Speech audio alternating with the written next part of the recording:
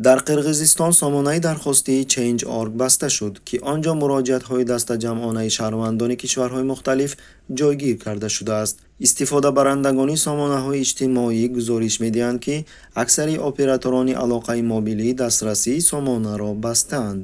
аз ҷумла 16 июл операторҳои Мегаком ва Билайн, инчунин провайдерҳои интернет Акнет ва Хомлайн дастрасӣ ба сайтро қатъ карданд.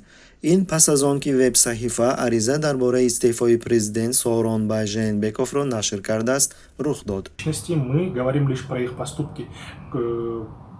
Плохих поступков со стороны чиновников в последнее время действительно хватает, и об этом пишут все СМИ. хабарнигори хабарҳо барои даровардани равшанӣ ба ҳодиса бо рӯзноманигори маъруф аз Қирғизистон Перизат Қирғизбоева суҳбат кард. В Кыргызстане сложилась весьма... дар Қирғизистон вазъияти бад дар робита бо эпидемияи COVID-19 ба вуҷуд омадааст ва ин мустақиман ба амалҳои номатлуби мақомот рабт дорад.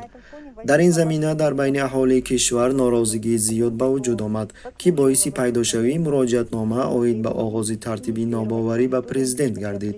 бастани сомона аз он шаҳодат медиҳад, ки мақомот аз рушди ин ташаббус, ки оқибат ба истеъфои президент оварда метавонад, метарсанд. бо бастани ин сайт ҳукумати кунунӣ дарак медиҳад, ки бо роҳи сулҳ иваз кардани ҳокимият имконнопазир мебошад. ҳамин тариқ ҳукумат метавонад аҳолиро ба усули маҷбурӣ тағйир додани ҳукумат тела диҳад, алалхусус аз он ки мардум дар ин кор таҷриба доранд, иброз намуд хабарнигор.